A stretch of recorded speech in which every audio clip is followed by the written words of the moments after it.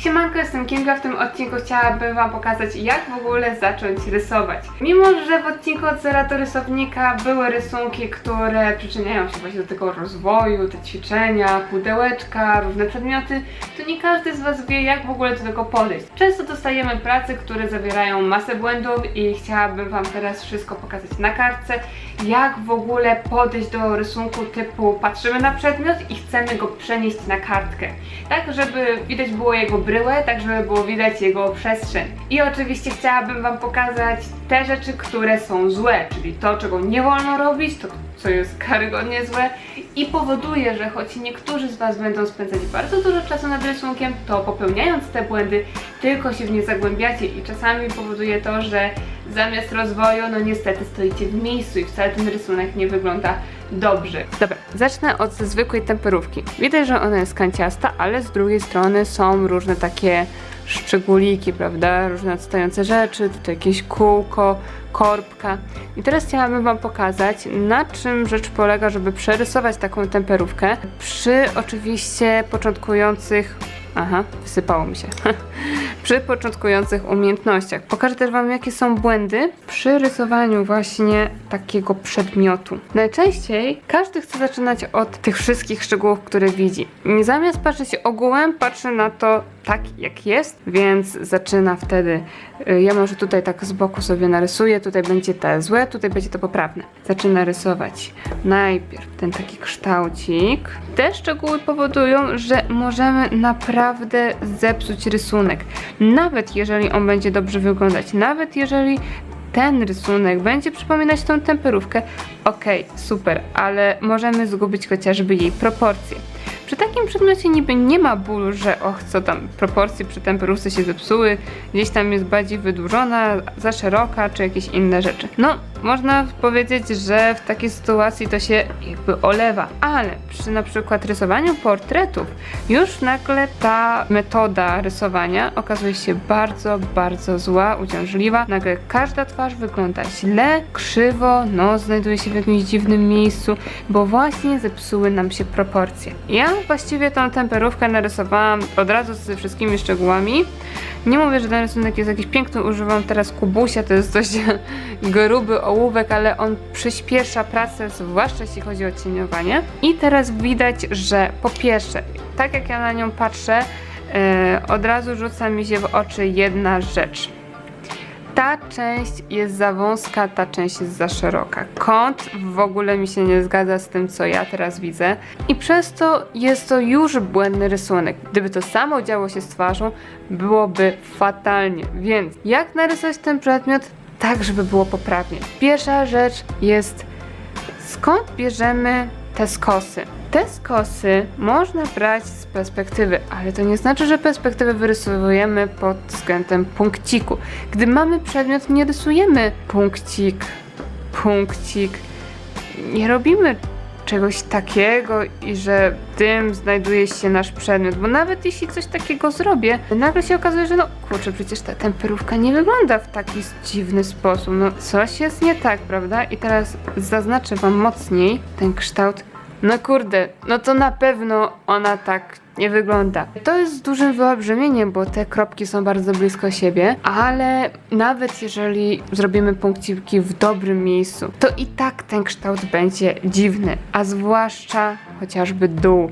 Jeśli zaczynamy od tej części, ta część jeszcze będzie taka strawna, ale im niżej idziemy, to tutaj robi się coraz ostrzej i ten ostry kąt powoduje, że to nijak się ma do naszego przedmiotu, który rysujemy. Przejdę tutaj w tej części, to jest numer 1, to jest numer 2, to jest numer 3.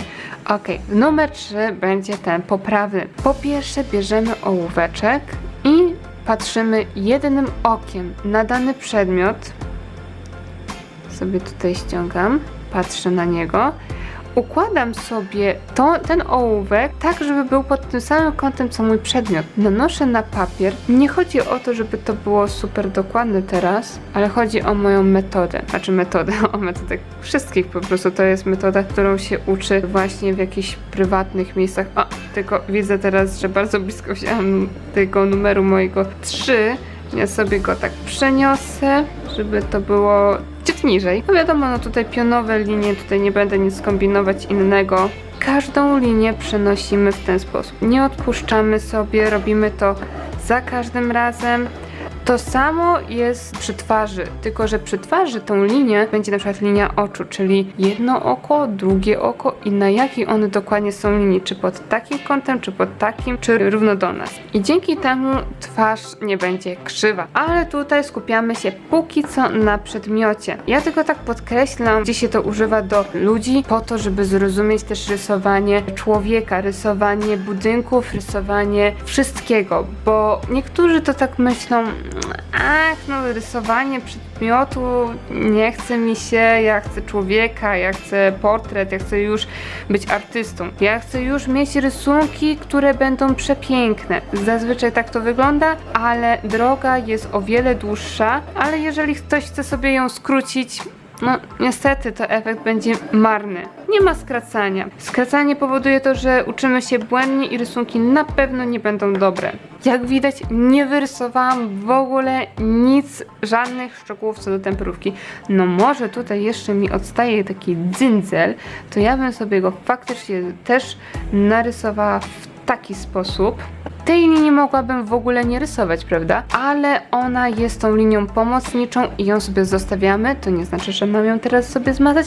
Niech ona sobie tutaj będzie. Ta temperówka ma tu zaokrąglenie, więc ja okrąglam sobie w momencie, kiedy już wszystko mam takie jakby kanciaste. Tutaj znajduję tą część, ok, i znowu zaokrąglam. I to też sobie zacieniuję. Przy takich cieniach nie ma co kombinować.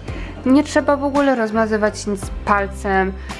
Te cienie mają po prostu nam służyć bardziej tak do zrozumienia, gdzie on w ogóle się znajduje. Tutaj widzę cień jeszcze pod takim kącikiem, dobra. Teraz można sobie wzmocnić te linie. Nie chodzi o to, że ja w ten sposób widzę przedmiot. Chodzi o to, żeby było wiadomo, jak on wygląda. Z tym, jak wygląda, można sobie jeszcze zrobić o te kreseczki. I zostawiamy je. Mało tego, nie zmazujemy też tych, bo często jest tak, że jak rysujemy, to gdzieś tam ta linia nam wyjedzie poza, zostawiamy, nie zmazujemy. Niech będzie to taki właśnie rysunek. I to jest ta pierwsza rzecz, o której ja zawsze myślę, kiedy wam chcę przekazać, że najpierw rysujemy bryły. Niekoniecznie bryła musi być związana, że rysujemy pudełko i rysujemy takie samo pudełko na kartce. Może być, oczywiście, to jest bardzo dobre. Jak wam jest jeszcze ciężko spojrzeć na temperówkę w taki uproszczony sposób, znaczy, że bierzemy pudełka. Ale jeżeli już możemy sobie wziąć coś bardziej skomplikowanego i narysować go sobie w takim uproszczeniu, to już jest super. I ten rysunek jest... O, nie ten. Ten rysunek jest tym rysunkiem studyjnym, jest tym rysunkiem... O, i jeszcze tutaj mamy cień. O, tutaj cienie, niech to będą kreski. Cienie mają być tylko i wyłącznie wystopniowane co do ich ciemności. Ta gęstość kresek to też również ćwiczymy poprzez kwadraciki. Robimy sobie taką tabelkę, no trochę mi krzywa wyszła, przykro mi. Cieniujemy. Może być pod kątem, obojętnie, to tak jak komu pasuje. I w ten sposób sobie ćwiczymy cienie. Możemy też sobie coś takiego zrobić na oddzielnej kartce i przykładać sobie do rysunku. To może być taki nasz pomocniczy pasek, jak już go zrobimy dobrze.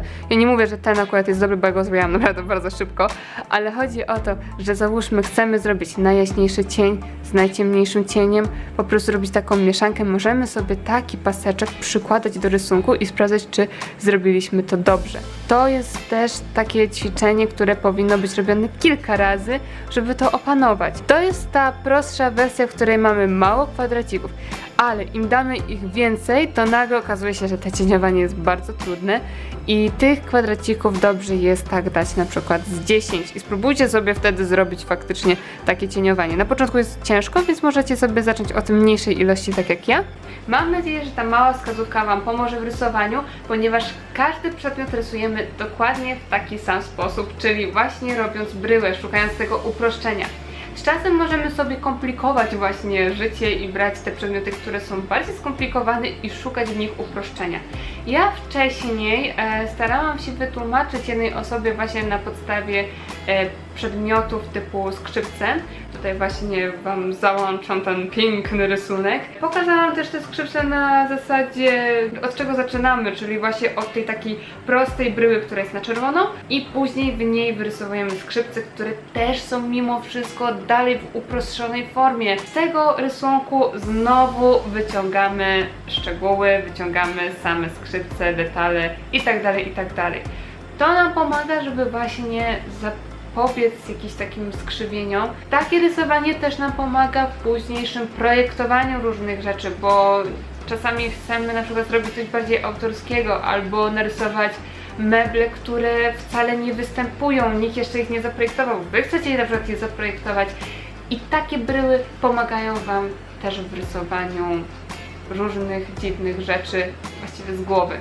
Na końcu właściwie edukacji jest to, że później te same rzeczy robimy w takim jakby skupieniu różnych przedmiotów, czyli nie samą temperówkę, ale tak jak tutaj mam na zdjęciu pokazane, tam widać jeszcze jakiś taki stojący przybornik, który jest owalny, w nim jest bardzo dużo przedmiotów, za tym są jeszcze moje takie rynienki z kredkami. To też można narysować w takim skupieniu na jednym rysunku i też na samym początku zaczynamy od bryły mimo wszystko, a potem właśnie szczegóły. To właśnie jest tyle, co potrzebujemy na samym początku rysowania. W ten sposób się ćwiczy i tak samo później podchodzimy do rysowania człowieka. No to tyle na dziś. Mam nadzieję, że ten odcinek Wam się podobał. Jeżeli tak, to dajcie lajka. Jeżeli jeszcze nie subskrybowaliście tego kanału, to zasubskrybujcie, bo tutaj naprawdę bardzo dużo się dzieje.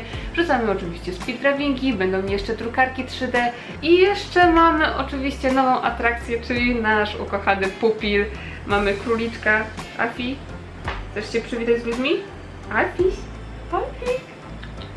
To jest nasz przyszły youtuber. Jest prawie tak biały jak ja. To czy ja jestem prawie tak biała jak on chyba.